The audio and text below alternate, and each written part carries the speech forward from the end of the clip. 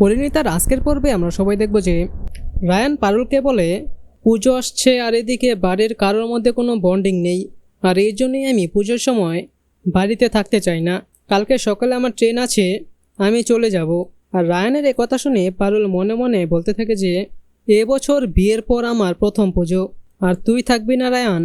আর এরপর আমরা দেখি দাদুর কাছে যায় পারুল আর বলতে থাকে একটা প্রস্তাব নিয়ে আমি আপনাদের কাছে এসেছি।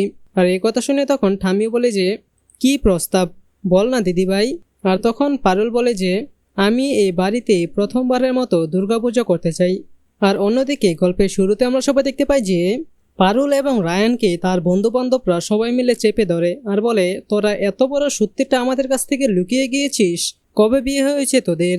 আর তখন রায়ান বলে যে ফার্স্ট স্টেজের আগেই বিয়ে হয়েছিল, তবে আমাদের স্বামী স্ত্রীর মধ্যে কোনো সম্পর্ক নেই। আর তখন রায়ানের আরেকজন বন্ধু বলতে থাকে যে তাহলে তুই ওর সঙ্গে পারফর্ম করলি কেন, তুই কেন গেলি স্টেজে? আর তখন রায়ান বলে যে যেতাম না আমি, কিন্তু পারুল আজকে এত ভালো পারফর্ম করে ফাইনালে এসে জাস্ট আমার একটা কথার অভাবে যদি ডিসকোয়ালিফাইড হয়ে যেত তাহলে আমি কোনোদিনও নিজেকে ক্ষমা করতে পারতাম না। একটা মেয়ে নিজের যোগ্যতা এত দূর এসেছে, সে শুধুমাত্র আমার জন্য আটকে যাবে সেটা হতে পারে না। আর তাছাড়াও এই কম্পিটিশন জেতার পেছনে পারুলের আরও অনেক বড় ভালো উদ্দেশ্য আছে, আর আমি চাই সেটাও পূরণ করুক। আর তখন রায়ানের মুখ থেকে কথাগুলো শুনে তো পারুল বলতে থাকে যে তোর এই গেম শুধু যেন একটা খেলা নয়, তোমারই কোনো একটা লীলা। আমি যাতে ডিমোটিভেটেড না হই তার জন্য রায়ান এত বড় সিক্রেটটাকে রিভিল করে দিল সবার সামনে, যেখানে ও জানে যে ইউনিভার্সিটিতে ওর রেপুটেশন, ওর মর্যাদা সমস্ত কিছুই শেষ হয়ে যাবে। আর তাছাড়াও 1000 জনকে 1000টা উত্তর দিতে হবে, কিন্তু তাও ও আমার জন্য এত বড় একটা স্যাক্রিফাইস করলো, সত্যি স্বপ্ন দেখছি। আর তারপর রায়ান পারুলকে বলে যে চল পারুল। আর তারপর রায়ান পারুলের হাতটা ধরে নেয় আর পারুলকে সেখান থেকে নিয়ে যায়। আর তারপর পারুল রায়ানকে আটকায়। আর তখন রায়ান পারুলকে বলে যে পারুল, তুই এসব নিয়ে কোনো চিন্তা করিস না, এটাও আমার জন্য একটা কম্পিটিশন, আর এই কম্পিটিশনে আমি সারা জীবন সবসময় তোর পাশে থাকতে রাজি। আর তারপর রায়ান সেখান থেকে চলে যায়। আর পারুল মনে মনে চিন্তা করতে থাকে যে বাবা ভুবনেশ্বর, এটা যদি কোনো কম্পিটিশন হয় তাহলে এই কম্পিটিশন আমি সারা জীবন করতে রাজি আছি, কিন্তু আমি কি সারা জীবন রায়ানের কম্পিটিটর হয়ে থেকে যাব? আমি কি কোনোদিন রায়ানের মন পাবো না? রায়ানের অন্তর থেকে কোনোদিন কেউ আমাকে বলবে না যে হ্যাঁ রে পারুল, তোকে আমি ভালোবাসি? এই সম্মানটা কি আমার কপালে জুটবে? আমি কোন জিনিসটাই খামতি রেখেছি যে এতটুকু একনোলেজ পাওয়ার অধিকার আমার নেই? আমি যত কিছু অর্জন করে ফেলি না কেন, এই ব্যর্থতার জ্বালা যে আমাকে করে করে খাচ্ছে বাবা ভুবনেশ্বর। তারপর আমরা দেখি পারুলরা যখন বাড়িতে চলে আসে তখন রায়ানের মা রায়ানকে বলতে থাকে যে কেন করলি তুই এটা? এতগুলো দিন পর আমি একটা সুযোগ পেয়েছিলাম, আমি কম্পিটিশনের নাম দেওয়ার, চ্যাম্পিয়ন হওয়ার, আর মাত্র এক ধাপ পেরোলে আমি চ্যাম্পিয়ন হয়ে যেতাম। আর তারপর কতগুলো মানুষ তোর মায়ের প্রশংসা করতো, কিন্তু তুই সেটা হতে দিলি না। সেই সুযোগটা তুই আমার থেকে কেড়ে নিলি না রায়ান, তুই এটা কেন করলি বল আমাকে? যেখানে তুই কোথাও কখনো বলিস না যে পারুল তোর বউ, আর সেখানে তোকে এই কম্পিটিশনে বলতে হলো এটা, তোর মায়ের এক মুঠো সুখও তোর সহ্য হলো না, তাই না? আর তখন রায়ান তো তার মায়ের উপর অনেক রেগে যায়, বলে যে তুমি এসব কি বলছো কি? আর তখন সে বলতে থাকে যে মা, তোমার আমার পছন্দ হোক আর না হোক, কিন্তু এটা তো ফ্যাক্ট যে পারুলের সঙ্গে আমার বিয়েটা হয়েছে, আর ও আমার স্ত্রী, আর সে জুড়েই তো কম্পিটিশনে গিয়েছিল। আর বলে চল না আমার সঙ্গে। আর তখন পারুল বলে যে আরে সকাল সকাল কোথায় নিয়ে যাচ্ছিস তুই আমাকে? আর তখন রায়ান বলে যে আরে চল না আমার সঙ্গে, এত প্রশ্ন করছিস কেন? আরে চল না আমার সঙ্গে, তুই তো আমার সঙ্গেই যাবি, আমি তোকে এক জায়গায় নিয়ে যাবো বেশ, তুই আমাকে ট্রাস্ট করিস না? আর তখন পারুল মনে মনে ভাবতে থাকে যে তুই তো সেটা ঠিকই বলেছিস, তোর হাত ধরেই। সত্যি তো, আমি শুধু শুধু এতগুলো প্রশ্ন করছি কেন? তোর হাত ধরে তো আমি চোখ বন্ধ করে জাহান্নামেও যেতে পারি, তোকে আমি এতটাই বিশ্বাস করি।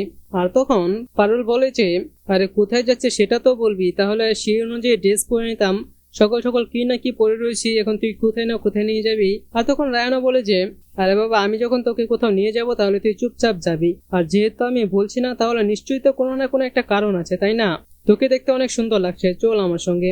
আর তারপর আমরা দেখি রায়ান পারুলকে মোটরসাইকেলে করে একটা রাস্তায় নিয়ে আসে এবং তারপর সে পারুলকে একটা বিলবোর্ড দেখায়, যেখানে পারুলের ছবি টাঙ্গানো আছে অনেক বড় করে, আর পাশে লেখা দর্শক বোঝা। এটা দেখে তো পারুল অনেক খুশি হয়ে যায়। আর তখন রায়ান পারুলকে বলে যে কেমন লাগছে তোর? আর তখন পারুল বলে যে বিশ্বাস হচ্ছে না আমার। আর তারপর রায়ান বলতে থাকে যে তোর পরিচয় নিয়ে একদিন সবাই প্রশ্ন তুলেছিল না, তোর বাবা মাকে, তুই কোন বংশের মেয়ে, আরো কত কি। এই দেখ, এটাই হলো তোর আসল পরিচয়। আর তখন পারুল বলে, সত্যি রে রায়ান, তোকে অনেক থ্যাঙ্কস, কারণ তুই না থাকলে আমি প্রতিযোগিতায় অংশ নিতে পারতাম না, জিততেও পারতাম না, আর 1 লাখ টাকাও জিতে পারতাম না, আর মায়ের খোঁজ করার সাহসটুকু পেতাম না। সবকিছুর জন্য তোকে অনেক ধন্যবাদ। আর তারপর আমরা দেখি বাড়িতে সবাই যখন দাদুরা সহ বাকি সব ফ্যামিলি মেম্বাররা মিলে যখন খেতে বসে, একজন পারুলকে বলতে থাকে, পারুল তোমাকে আর ওই রুটি খেতে হবে না, আমি তোমাকে লুচি ভেজে দিচ্ছি। তুমি এত বড় একটা কম্পিটিশন দিদিকে হারিয়ে জিতেছো, সেটা কি মুখের কথা? আর তখন এই কথা শুনে তো সেখানে থাকা সবাই অনেক অবাক হয়ে যায় আর বলে যে, দিদিকে হারানো মানে? আর তখন সে বলে যে, ও মা, তোমরা কি জানো না, এই যে 1 লক্ষ টাকা পুরস্কার, পুরো শহরে পারুলের ছবি, এগুলো পারুল কাকে হারিয়ে জিতেছে, তোমরা কি জানো না? আর তখন দাদু বলে যে, ভনিতা না করে পরিষ্কার করে বলো যে পারুল কাকে হারিয়ে জিতেছে। আর তখন সে বলে যে, কাকে আর হারিয়ে জিতবে বাবা, এই যে আমার দিদিকে, আপনার বড় বৌমাকে। দিদি তো কালকে থেকে কম্পিটিশনেই ছিল, সেখানে কত নাচ গান সাজ, কত লোকের সামনে কত জমিয়ে খেলেছে আমার দিদি। কি রে দিদি, তুই কাউকে বলিসনি কিছু? আর তখন তো পারুলরা অনেক ভয় পেয়ে যায়। আর তারপর সে এক এক করে রায়ানের মায়ের বিরুদ্ধে বিরুদ্ধে বলতে রায়ানের মাকে নিয়ে বিভিন্ন কথা বলতে থাকে, যে করেছে সে করেছে কত কি। আর তখন তো এগুলো শুনে দাদু অনেক বেশি রেগে যায়।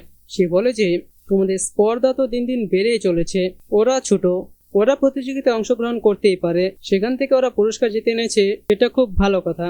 ওরা ছোট, ওরা সেটা করতে পারে, কিন্তু তুমি কি করে গেলে বড় বৌমা?